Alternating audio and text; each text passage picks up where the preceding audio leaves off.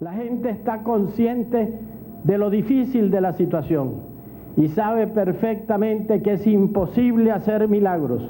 Ni los ofrecí en el curso de la campaña electoral, ni puedo ofrecerlos hoy. Pero sí puedo asegurar, y es lo que la gente reclama del gobierno que hoy se inicia, trabajar incansablemente, con absoluta honestidad y vocación de servicio, para dar el frente a los terribles problemas que se han creado por la irresponsabilidad, la ineficiencia y la corrupción de los últimos años. El 5 de diciembre de 1993, Rafael Caldera gana las elecciones con 385.000 votos de ventaja sobre su más próximo contendor, como candidato de un grupo de partidos conocido en esa campaña como El Chiripero. Sin embargo, esas fuerzas políticas que lo respaldan quedan en minoría en el Congreso Nacional. Asumía la presidencia a los 78 años recién cumplidos, consciente de haber sido llamado para enfrentar la crisis más grave de la democracia desde 1958. Pero lo que se avecinaba superaba todas las expectativas. ¿Cuál es la verdad sobre ese, su segundo gobierno? Caldera venía preparado para enfrentar la crisis fiscal. El año 1993, el déficit había sido del 2.5% del Producto Interno Bruto, con una inflación del 45,9%. Los precios del petróleo para 1994 se anunciaban a solo $12.41 por barril. Había preparado un conjunto de leyes tributarias conocido como Plan Sosa, entre las cuales estaba la creación del CENIAT. Desde el mismo momento de su elección, comenzó una política de austeridad que mantuvo todo el quinquenio. Ya como presidente electo, decidió ahorrarle los gastos usuales al Estado al quedarse despachando desde la misma vieja casa que le fue prestada para su campaña electoral. A diferencia del quinquenio anterior, realizó una toma de posesión sencilla, sin invitados extranjeros. El presupuesto de 1994 fue recortado en un 10% y en el caso de la presidencia en un 15%, para dar ejemplo. Pero lo que no se esperaba Caldera era el tamaño de la crisis bancaria que le iba a tocar enfrentar y que había comenzado 3 semanas antes de tomar posesión. El 14 de enero había salido de compensación el Banco Latino, que era el segundo banco del país. Asomaba la punta de una crisis sistémica que se llevó a más de la mitad del sistema financiero. Originada en el gobierno anterior, esta crisis se causó principalmente por falta de supervisión estatal adecuada, permitiendo excesos en el otorgamiento de préstamos a accionistas y relacionados en varias instituciones bancarias, haciéndoles perder a estas varias veces su capital. Por otra parte, tampoco se había realizado la anunciada apertura a la inversión extranjera en ese sector de la economía para estimular la eficiencia y la competitividad. Ya en 1993, los anuncios hechos por esos bancos de pagar el 100% de interés por colocaciones a plazo había provocado sospechas y motivado importantes flujos de dinero hacia otras instituciones y hacia el exterior. Bueno, que trasladé el dinero que tenía en un banco para allá, para el Banco Latino, sin saber lo que había allí, y caí en una trampa. ¿Todo su dinero? Todo, sí, todos mis ahorros. La crisis tuvo una dimensión que nadie pudo calcular. Era demasiado grande para el tamaño de nuestra economía y puso en riesgo todo el sistema de pagos. La Superintendencia de Bancos no tenía capacidad para enfrentarla, y el Banco Central, que disponía de la mejor información y de los más calificados técnicos, rehusó hacerlo. ¿Que se cometieron errores? Pero si los propios organismos internacionales concluyeron en que el país no estaba preparado para enfrentar una crisis de esa dimensión. Cientos de miles de ahorristas temieron perder sus ahorros frente a un seguro que solo cubría una mínima parte de su dinero. Manifestaciones, protestas, reclamos hubo ante el pavor de perderlo todo. Pero en definitiva, a través de la Junta de Emergencia Financiera, el Estado logró en esos 2 años estabilizar el sistema financiero y abrirlo a la participación extranjera. La crisis costó, según estimación del Fondo Monetario Internacional, la astronómica suma equivalente al 14% del Producto Interno Bruto. Todos los habitantes de Venezuela saben perfectamente que el año transcurrido ha sido el más difícil de este medio siglo. No debería haber necesidad de insistir en que la crisis del sistema financiero ha sido quizás la más grave del mundo, en proporción al monto de nuestro Producto Interno. La crisis financiera, por su impacto sobre la salida de divisas, obligó al gobierno a poner temporalmente un control de cambios y para hacerlo tuvo que suspender algunas de las garantías constitucionales. El Congreso las restituyó y el presidente las suspendió de nuevo, generando un enfrentamiento en el que la opinión pública se puso del lado del presidente. Algunos propusieron la aplicación de un calderazo, al estilo de lo que en ese tiempo había realizado el presidente Fujimori en el Perú.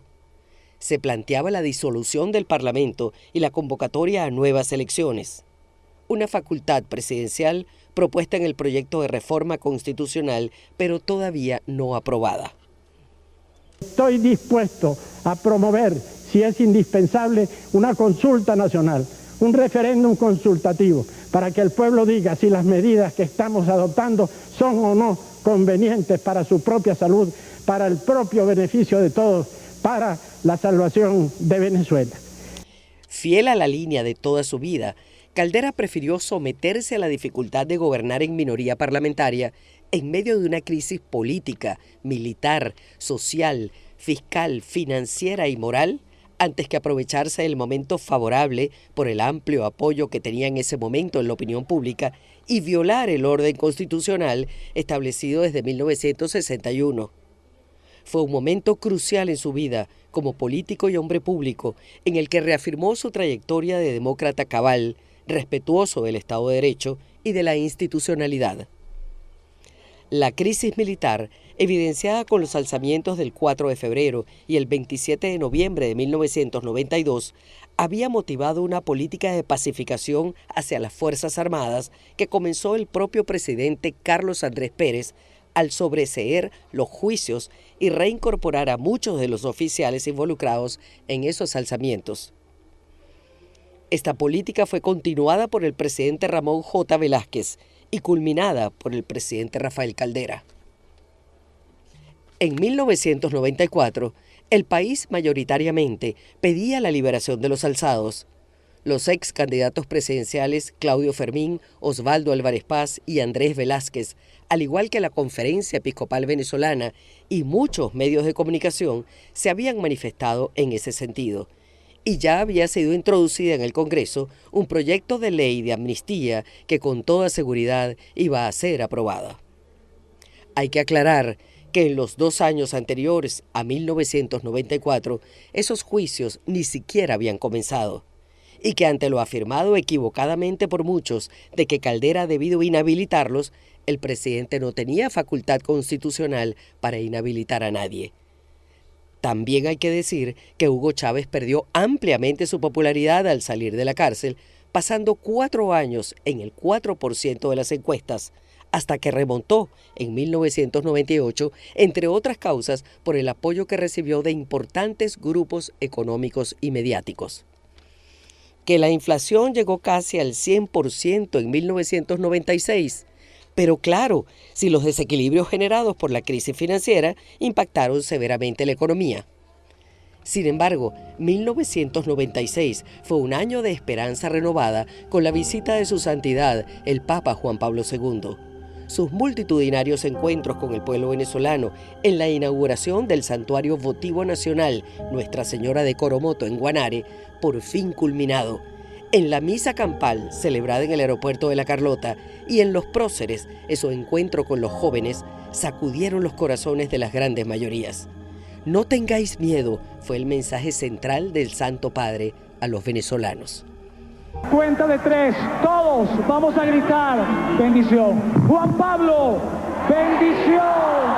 Otra vez, Juan Pablo, bendición. Juan Pablo, bendición. Que Dios os bendiga.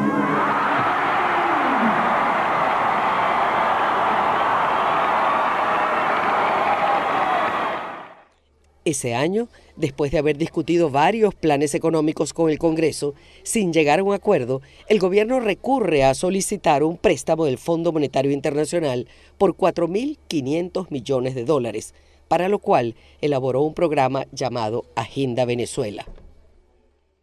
En cuanto a mí concierne, estoy dispuesto a asumir toda la carga de responsabilidades que me corresponden y a soportar todos los disgustos que ellas ocasionen. Estoy dispuesto a adoptar las medidas que la situación de Venezuela demande. No hay trago, por amargo que sea, que no esté dispuesto a pasar si lo requiere el servicio de mi pueblo.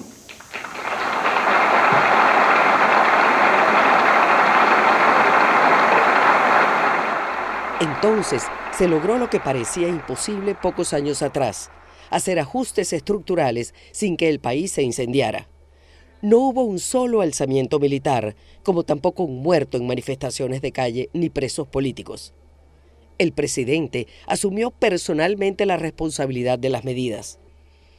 Hay que recordar que a esta agenda estuvo altamente asociada la imagen y vocería de Teodoro Petkov, ministro de Cordiplan, quien popularizó la frase «Estamos mal, pero vamos bien».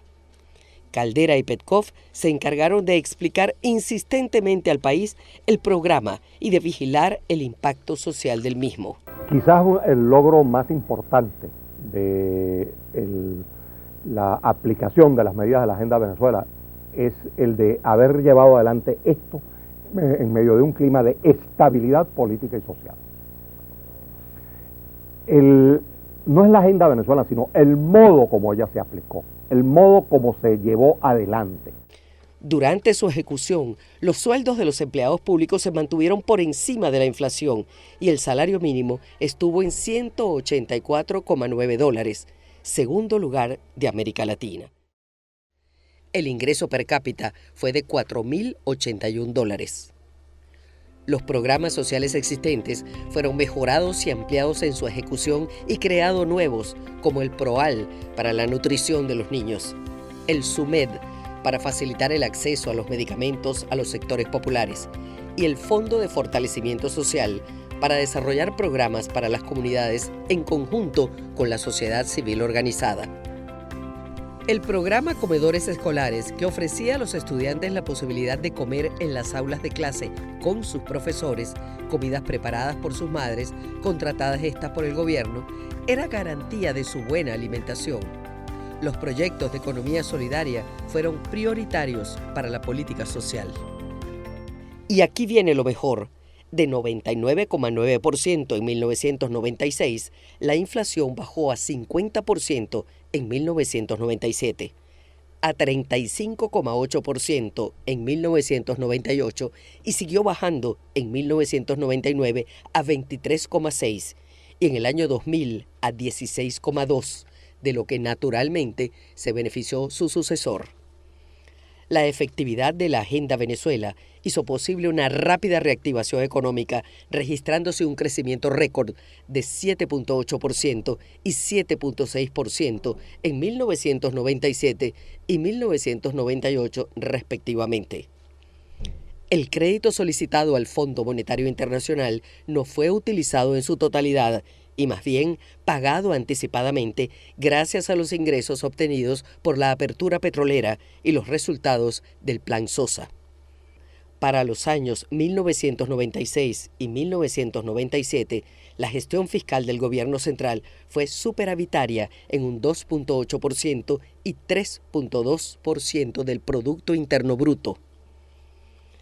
Y en 1997, las reservas internacionales aumentaron a $17.818 millones y la industria petrolera llegó a producir 3.350.000 barriles diarios y en vías de llegar en los próximos años a 5 millones por efectos de la apertura petrolera.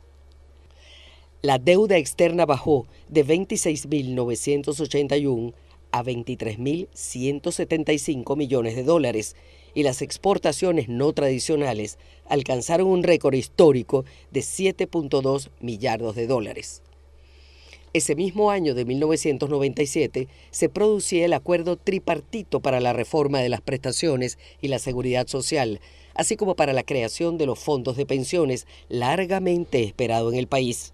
Yo creo que precisamente esta tripartita pudo resolver el problema, entre otras cosas, porque ya había un grado de conciencia, tanto en los trabajadores como en el sector empresarial, de que era necesario resolver, de que no era posible una visión unilateral del asunto, que el asunto no era simplemente subir los salarios, o, como se decía del otro lado, sencillamente reformar el mecanismo de cálculo de las prestaciones, sino que era un gran acuerdo, una gran transacción social nacional.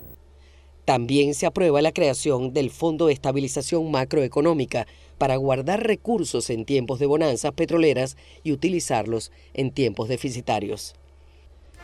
A pesar de los problemas presupuestarios, en ese segundo gobierno de Caldera se inauguran obras como la línea 3 del metro de Caracas, la carretera Mérida-El Vigía, el tramo San Felipe-La Raya de la autopista Centro-Occidental, el tramo San Carlos-Agua Blanca de la autopista José Antonio Páez, el tramo San Juan de Uchire-Clarines de la autopista Rómulo Betancourt, el tramo Yagua-Puerto Cabello de la autopista regional del centro, el distribuidor Huacuco en la vía Pampatar-La Asunción Juan Griego en Margarita, la segunda etapa del acueducto regional del centro, la represa Taguasa, la represa Macagua 2, la ciudad deportiva de San Felipe, y se adelantan sustancialmente obras como la represa Caroachi, el trasvase Yacambú-Quibor y el ferrocarril Caracas-Cuba. Igualmente se otorga la concesión para la construcción del nuevo viaducto de la autopista Caracas-La Guaira. 350.000 unidades de vivienda fueron construidas en el quinquenio y 1.894 barrios en todo el país fueron intervenidos integralmente. En materia penitenciaria, se construyeron Yare 2 y el Rodeo 2 y los nuevos centros de Mérida y Barquisimeto, creándose 7.624 cupos para reclusos y se dejó en proceso 1.720 nuevos puestos y la recuperación de 9 penales. Cumpliendo con una vieja aspiración de la comunidad de Catia, se demolió el retén para incorporar su espacio al área del Parque del Oeste y a los programas del nuevo Museo Jacobo Borges, recién inaugurado. También se inauguraron el Museo Cruz 10 en Caracas y el Museo de Arte Contemporáneo en Maracaibo, y se impulsó la construcción de la nueva sede de la Galería de Arte Nacional. Cuando caiga el retén de Catia en solo 2 segundos, recordaremos que han pasado más de 20 años de lucha de los catienses por su parque y recordaremos el movimiento Pro Catia que recogió miles de firmas y las acciones que realizaron entre ellos que han seguido hasta hoy. Igualmente, se dio apoyo irrestricto al Sistema Nacional de Orquestas Infantiles y Juveniles y se promovió la presentación de espectáculos teatrales y musicales en espacios públicos de sectores populares. Programas como Un Cariño para mi Ciudad y Cada Empresa una Escuela promovieron la colaboración del sector privado en la recuperación de áreas verdes y en la reparación de escuelas. En materia de fronteras y protección de nuestro territorio, la creación de Prodesur y la acción de la Comisión Nacional de Fronteras tuvo, entre otros logros, la fundación de Ciudad Sucre en el Lula, la conexión de los islotes de los Monjes y la pavimentación y electrificación de la comunicación del sur del estado Bolívar con el norte del Brasil. En el área internacional, la propuesta del presidente Caldera contra la corrupción, hecha en la Cumbre de las Américas de 1994, culmina en la Convención Interamericana contra la Corrupción, suscrita en 1996 por los Estados miembros de la OEA. Y Venezuela es escogida como sede de la Asamblea General en 1998, año conmemorativo del cincuentenario de la Carta. Venezuela ha insistido mucho en el tema de la corrupción. La lucha contra la corrupción no puede ser solamente una lucha interna dentro de cada país.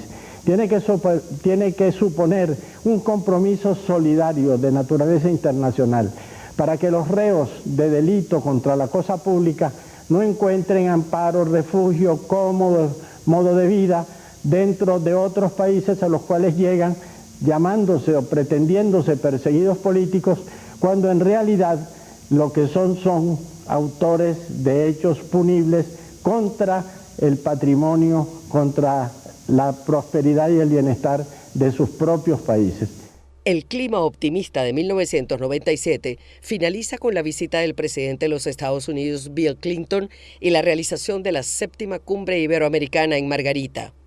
Inesperadamente, en 1998 surge la crisis asiática que baja los precios del petróleo a $9,38 por barril, obligando a recortar y a suspender programas. Los sueldos de los altos funcionarios del gobierno fueron rebajados en un 10%. Las reservas internacionales cayeron a $14.895 millones. En cuanto a la crisis política, el proyecto de reforma constitucional presentado por Caldera en 1992, que estuvo prácticamente aprobado en 1993, fue discutido nuevamente desde cero por el Congreso que se instaló en 1994. Ese proyecto nunca fue aprobado ni llevado a referéndum del pueblo en ese quinquenio, dejando el campo abierto para lo que sería una de las principales banderas de la campaña electoral de 1998, la Constituyente.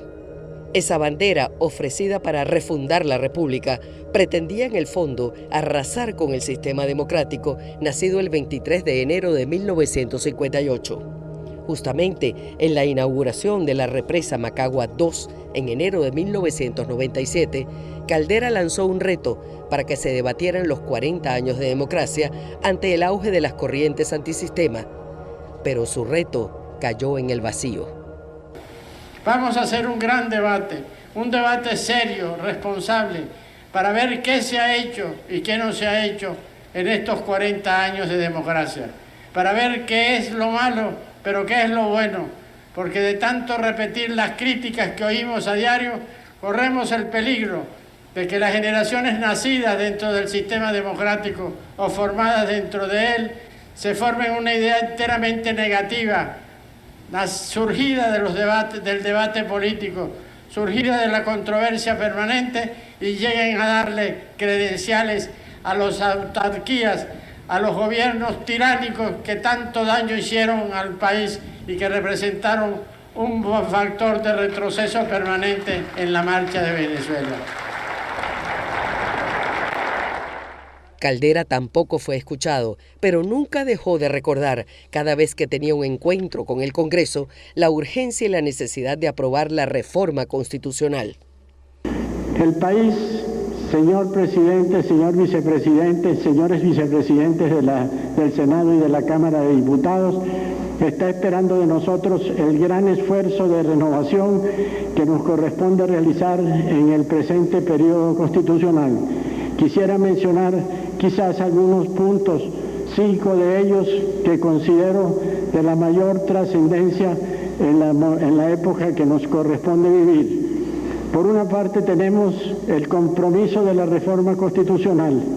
Estoy convencido de que la obligación de emprender la reforma constitucional en el año de 1996 será un imperativo prioritario, y dentro de él la reforma de la Administración de Justicia, que es un clamor en el cual están contestes todos los sectores de la sociedad civil, las ramas ejecutiva y legislativa del poder público y también la propia rama judicial.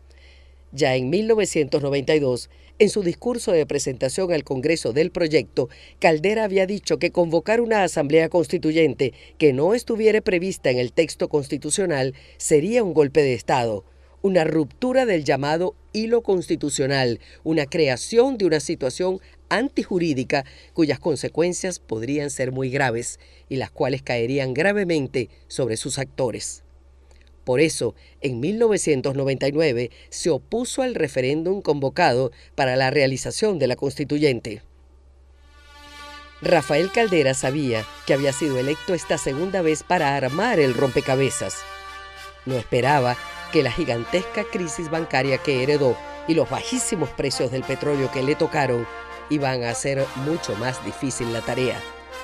Sin embargo, entregó a su sucesor un país en paz, estabilizado, que por muchas razones tenía todas las condiciones para despegar hacia un futuro mejor en los años por venir.